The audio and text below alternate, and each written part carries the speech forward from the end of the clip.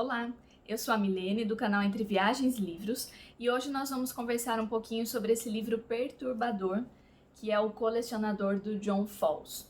Bom, esse livro ficou esgotado durante muitas décadas aqui no Brasil, apesar de ser um clássico. Durante todo esse período ele foi sucesso de vendas nos sebos por todo o país e agora a Darkside trouxe de volta numa edição maravilhosa. Eles simularam como se fosse uma moldura de um quadro mesmo ao redor aqui da obra. Então, um projeto gráfico incrível, como todas as obras da Darkside costumam ter. E além disso, nós temos aqui dentro também um prefácio escrito por ninguém mais, ninguém menos que Stephen King. E nós temos também um pós-fácio aqui com todas as indicações das referências que são citadas durante o decorrer da narrativa, porque aqui nós temos referências ao teatro, ao cinema, à música, artes plásticas. Então, no final do livro, nós temos toda essa lista completa que ajuda bastante também a entender tudo aquilo que aparece durante o texto. Então, uma edição excelente, recomendo muito. E sobre o que é esse livro, então? Nós temos aqui, então, a história de dois personagens. Um deles é o Frederick Clegg, que é um jovem desajustado, muito tímido, que sempre teve dificuldade em fazer amigos, isso desde que era criança, e essa característica se mantém agora que ele é adulto. Inclusive no ambiente onde ele trabalha, muitas pessoas tiram sarro dele, né, caçoam, fazem piadas, e ele não tem, então, amigos verdadeiros. Inclusive, em um momento do livro, ele diz que isso é uma sorte, que é muito bom não ter que aguentar amigos, não ter que ter amigos. Então, ele sempre foi uma pessoa muito solitária, ele é criado pela tia, que tem uma postura religiosa bem rígida, então tem alguns costumes assim muito rígidos e impõe isso a ele. E esse personagem, então, o Clegg, ele sempre gostou de colecionar borboletas. Desde que ele era bem novo, ele já tinha sua coleção. Sabe aquelas pessoas que matam a borboleta e colocam num quadro para depois ficarem observando? Exatamente isso que ele fazia. Então ele tinha uma coleção imensa, cheia de borboletas, e inclusive ele ganhou vários prêmios por essa coleção. Bom, em um determinado momento, então, ele se apaixona pela Miranda Gray, que é uma jovem universitária que faz o curso de artes, e ela é exatamente o oposto do Clegg. Então ela é extrovertida, é comunicativa, ela tem muitos amigos, ela é proveniente de uma classe alta, então ela tem bastante dinheiro, ao contrário dele, que é um funcionário público, que teve uma origem mais humilde. E a Miranda não, ela tem dinheiro, ela tem muitos amigos, ela tem uma vida social agitada, vai em festas, em eventos. Então, exatamente o oposto daquilo que o Clegg é. E ele não tem coragem para falar com ela sobre a sua paixão, então ele começa a fazer o quê?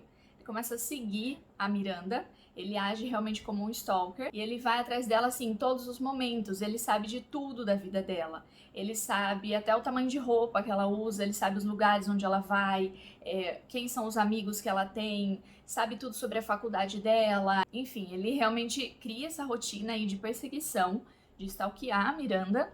É uma coisa já assustadora, né, esse início. E para piorar, em um determinado momento da história, ele ganha na loteria.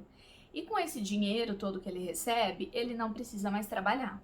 Então ele começa a ter algumas ideias, na verdade ideias que ele já tinha, mas ele não tinha como colocar em prática. E agora ele tem, porque ele tem tempo e ele tem dinheiro sobrando. Então ele decide que ele vai sequestrar a Miranda, porque ele acredita que mantendo-a em cativeiro, ela vai se apaixonar por ele, ela vai corresponder esse amor que ele sente. Então ele começa a construir, elaborar todo o plano desse sequestro. Ele encontra uma propriedade numa cidadezinha afastada, quase que uma zona rural assim. E essa casa ela tem como se fosse um outro cômodo anexo. Então na lateral da casa tem a entradinha para uma parte subterrânea, para o porão, que seria da casa, né? Mas o acesso é feito por uma porta lateral, separada da entrada principal da casa. E ele encontra ali um ambiente propício para poder colocar a Miranda e mantê-la em cativeiro.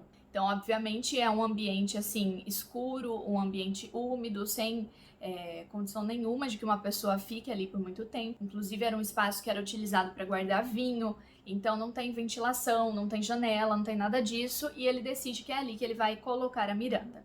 Bom, ele começa a preparar esse quarto para receber a Miranda, e aí ele coloca tudo que ele imagina que ela possa gostar. Então ele coloca ali obras de arte, que ele sabe que são peças que ela vai gostar. Ele coloca roupas do tamanho que ela utiliza, do estilo que ela utiliza. Ele coloca tudo que possa deixá-la acomodada, confortável naquele ambiente. Como se alguém que foi sequestrado pudesse se sentir confortável, né? Mas enfim, ele prepara ali todo o quarto para ela e então ele realmente efetiva o seu plano. Ele sequestra a Miranda e leva então a moça até esse esconderijo.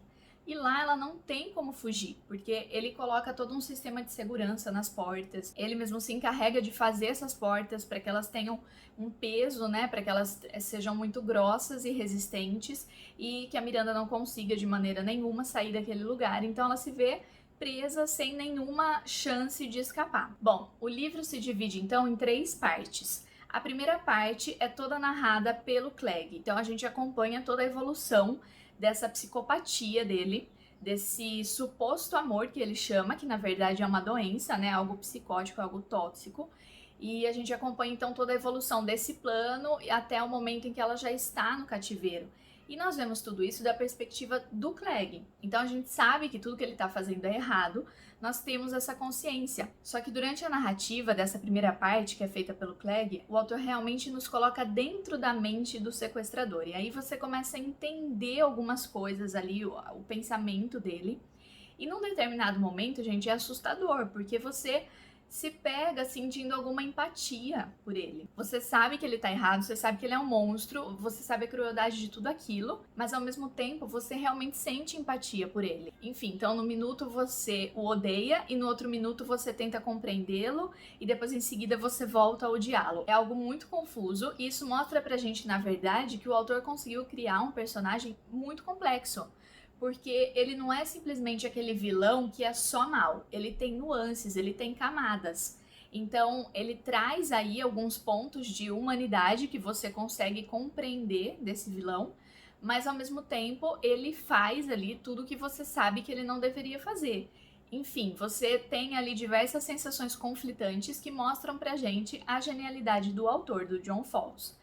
Aí no segundo momento da narrativa, ela é feita em primeira pessoa pela Miranda. Então antes nós tínhamos toda a visão do sequestrador, nós tínhamos a visão do criminoso, do Clegg, e agora nós vamos rever todos os acontecimentos, só que da perspectiva da Miranda.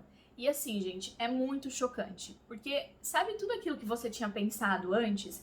Em alguns momentos você até falava, nossa, parece que ele não é tão ruim, ele tá fazendo uma coisa errada, mas acho que ele não é tão ruim.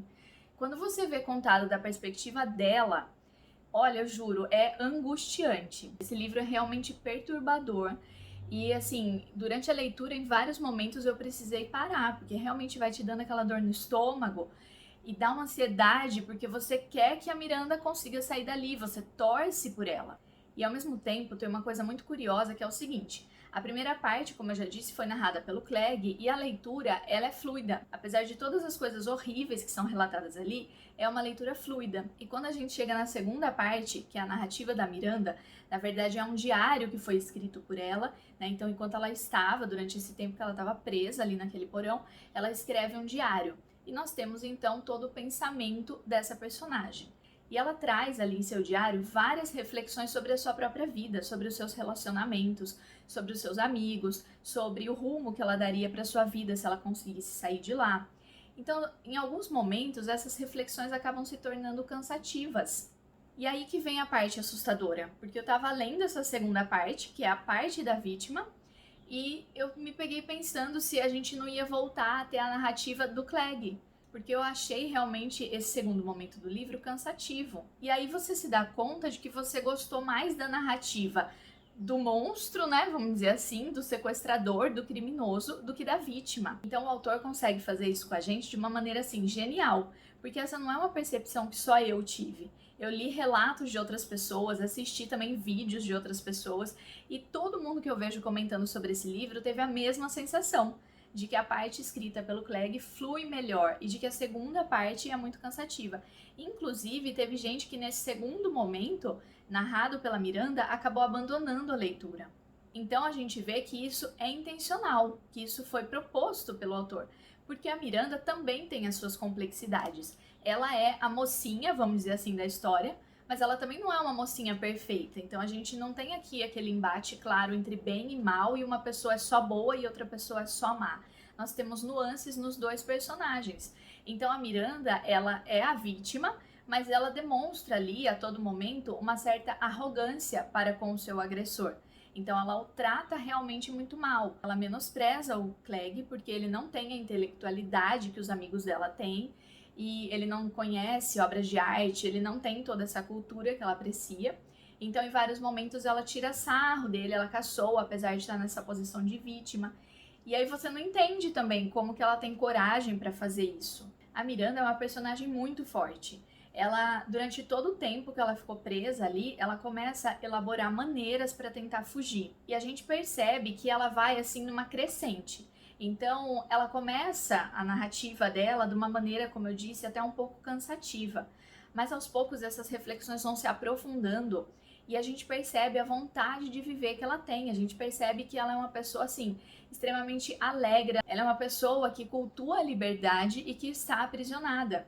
Ela quer muito sair dali, ela quer muito conseguir viver e ela tenta isso de todas as formas. De algumas formas até que em alguns momentos a gente fica chocado como ela teve coragem para fazer aquilo. Um outro detalhe interessante é que a Miranda não vai se apaixonar pelo seu agressor, então ela não sofre de síndrome de Estocolmo, mas ela também não está imune a essa síndrome. Ela acaba desenvolvendo uma certa afeição pelo Clegg. É como eu disse para vocês, o Clegg é um personagem complexo. Então, se por um lado ele faz coisas horríveis com a Miranda, por outro lado, ele dá a ela tudo que ela pede. Então a Miranda começa a fazer alguns caprichos ali. Ele vai até a cidade, procura tudo aquilo que ela pediu, traz para ela, independente do preço, independente do que seja, da dificuldade de encontrar. Então a Miranda também se vê nessa posição contraditória. Ela não ama de maneira alguma o seu agressor, ela não se apaixona por ele, que inclusive é diferente do que acontece no filme. Esse livro ganhou uma versão para o cinema em 1965, que aliás ganhou vários prêmios, né? Um excelente filme, mas lá eles mostram a Miranda como se ela estivesse apaixonada pelo Clegg. Isso não acontece aqui no livro, mas ela desenvolve sim uma certa afeição por ele, que inclusive ela própria renega. Então ela, em todos os momentos ela fala assim, mas o que é isso que eu sinto? Eu não posso gostar dele. Não, eu não tenho nenhuma amizade por ele, eu o detesto. Então ela fica também nessa contradição a todo momento. Nós temos, por exemplo, um trecho no Diário da Miranda em que ela relata o seguinte: odeio a forma como mudei. Aceito demais. Para começar, pensei que eu deveria me obrigar a agir do tipo pé no chão, sem deixar que a normalidade dele tomasse controle da situação. Mas ele deve ter planejado isso. Está fazendo com que eu me comporte exatamente como ele quer. Isso não é apenas uma situação inacreditável, é uma variação inacreditável de uma situação inacreditável. Quer dizer, agora ele me tem sob sua mercê, não vai fazer o que qualquer um esperaria que fizesse. Então ele me deixa falsamente agradecida. Estou tão solitária, ele deve perceber isso. Pode me fazer depender dele. Então é exatamente isso. Como a Miranda é uma pessoa extremamente comunicativa, ela precisa de amigos, ela precisa conversar, ela gosta disso, e ali ela tá extremamente solitária, ela não tem com quem falar, ela não tem com quem se abrir, por isso que inclusive ela começa a fazer o diário. E o Clegg, a partir disso, consegue então desenvolver essa relação de dependência. Ela está tão sozinha que ela acaba tendo que, em alguns momentos, conversar com o seu sequestrador, porque ela precisa conversar com alguém. Então vocês conseguem perceber que esse livro traz pra gente sensações angustiantes, e uma das coisas que eu também achei geniais aqui nesse livro é que o autor consegue nos fazer então adentrar nesse aspecto psicológico do sequestrador. Bom, então a gente tem aqui a figura do sociopata, que na maioria das vezes acaba se tornando um serial killer, e o autor nos dá indícios aí de que o Clegg vai seguir por esse caminho. E nós temos também a percepção de que ele não tem moralidade nenhuma, ele não consegue distinguir o que é certo e o que é errado, ele não consegue de maneira nenhuma se colocar na posição da vítima, né? E ele cria a todo momento justificativas deturpadas para tudo que ele tá fazendo. Ele sempre acha que ele tá certo, que ele não fez nada demais, que é a Miranda que provocou, que é a Miranda que pediu por aquilo. Então, nas situações em que ele é violento, ele justifica que é a Miranda que é a culpada, que ela que o provocou, que ela não deveria ter feito tal coisa. Então, sempre colocando a culpa no outro, num fator externo. Nunca é ele que está errado. A esse respeito, nós temos aqui uma fala do próprio Clegg, que está na primeira parte, que é a seguinte: o que estou tentando dizer é que tudo aquilo foi inesperado. Sei que o que eu fiz no dia seguinte foi um erro, mas até aquele dia eu acredito que estava agindo da maneira correta e dentro dos meus direitos. Quando eu li esse trecho, gente, eu fiquei muito angustiada, porque realmente ele não acredita que ele fez nada de errado. Ele acha, como ele disse aqui, que ele estava certo e estava nos seus direitos. Bom, eu falei para vocês que esse livro é dividido em 3 partes. Então nós temos a narrativa do Clegg no início, depois a narrativa da Miranda e no final nós voltamos para a narrativa do Clegg. E assim, gente, a segunda parte, o trecho final da segunda parte da narrativa da Miranda é uma das coisas mais tristes que eu já li em toda a minha vida. Sério, assim, quando eu li eu fiquei muito mal mesmo, assim, é pesado demais ver tudo que ela tá passando e o desespero dela em tentar sair dali, aquilo vai dando uma angústia na gente. Então eu já deixo aqui esse aviso para vocês. O livro é excelente, é um clássico, mas pense se você realmente quer fazer essa leitura, porque esse livro pode conter gatilhos, então, sobre violência sexual, violência contra a mulher, prisão domiciliar, sequestro. Então são várias situações aí bem problemáticas que talvez façam desse livro uma leitura que não é para qualquer pessoa. Então pense bem se você realmente deseja fazer a leitura. Bom, e na terceira parte, que é o final, eu não vou contar o que acontece, vocês só vão conseguir saber se a Miranda escapou ou não desse cativeiro fazendo a leitura, mas o que eu posso dizer é o seguinte, gente, é um livro que realmente mexe com o nosso psicológico, é um livro, não tem outra definição melhor a não ser perturbador. Vocês vão perceber que a dor no estômago é constante, ela te acompanha ali em todas as páginas. E uma curiosidade interessante, gente, é que quando esse livro foi publicado, ele se tornou um grande sucesso. E ele conquistou aí uma legião de fãs pelo mundo todo, e fãs inclusive que eram muito jovens e que depois acabaram se tornando artistas de sucesso. Então nós temos referências a esse livro em vários segmentos aí. Nós temos referências a esse livro na música, inclusive nós temos as bandas The Smiths e Duran Duran que fizeram músicas baseadas no que acontece com a personagem Miranda. Nós temos referências a esse livro em algumas obras do Stephen King.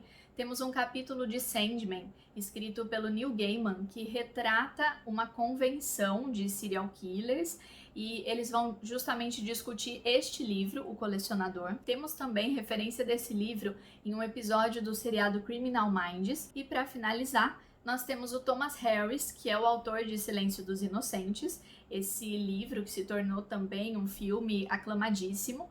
E o Thomas Harris disse que ele não teria criado O Silêncio dos Inocentes se não fosse pela influência do Colecionador. Então a gente vê que é um livro realmente de grande importância dentro desse ramo do suspense. Aqui nós temos então o suspense psicológico, que acabou influenciando a criação de outras obras aclamadíssimas. Bom, então a gente consegue perceber a importância desse livro. É uma obra excelente, apesar de ser uma leitura difícil, mas é uma obra, assim, incrível.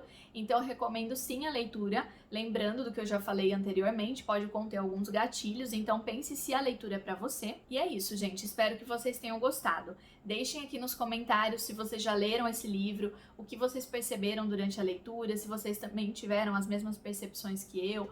Vamos conversar um pouquinho sobre isso. Não se esqueçam de curtir esse vídeo e de se inscrever aqui no canal. Muito obrigada e até a próxima!